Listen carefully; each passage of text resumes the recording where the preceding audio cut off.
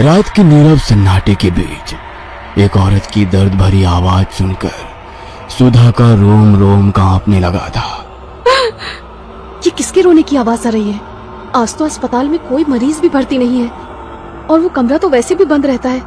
सुधा का दिमाग कहता था कि उस कमरे में किसी के होने की कोई संभावना नहीं है, लेकिन दिल जानता था कि आखिर ये आवाज है किसकी। लड़खड़ाते हुए धीमे कदमों से सुधा कमरा नंबर 9 की तरफ बढ़ने लगती है।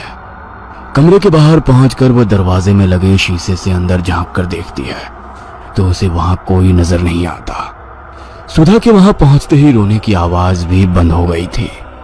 हैरान होकर सुधा वहां से जाने के लिए मुड़ती है, तभी उसे कमरे का दरवाजा जोर जोर से पीटने की आवाज सुनाई देने लगती है, जिसे सुनकर सुधा बुरी तरह चौंक जाती है।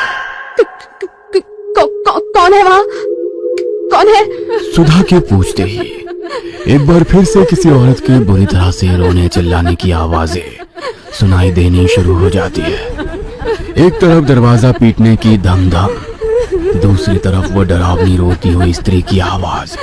सुधा दौड़ते हुए डॉक्टर राघव के कैबिन की ओर जाने लगती है, लेकिन अचानक सुधा को महसूस होता है कि राघव के कैबिन के बाहर कोई औरत काला लबादा पहने खड़ी उसे ही घूर रही है।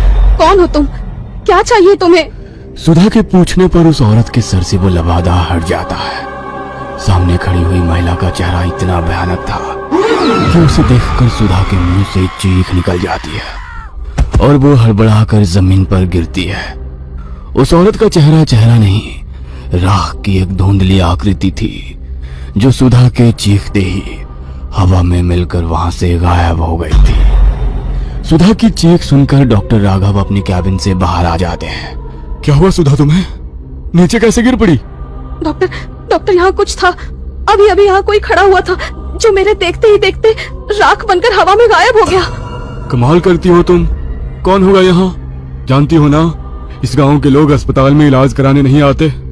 पिछले 10 दिनों से हम अकेले ही तो पूरी रात बिता रहे थे, फिर इतनी रात को कौन होगा यहाँ? सुधा की आंखों ने जो देखा वह चाहकर भी उसे भूल नहीं सकती थी। आप मेरी बात पर यकीन करिए डॉक्टर, यहाँ कोई था। मैंने अपनी आंखों से उसे देखा।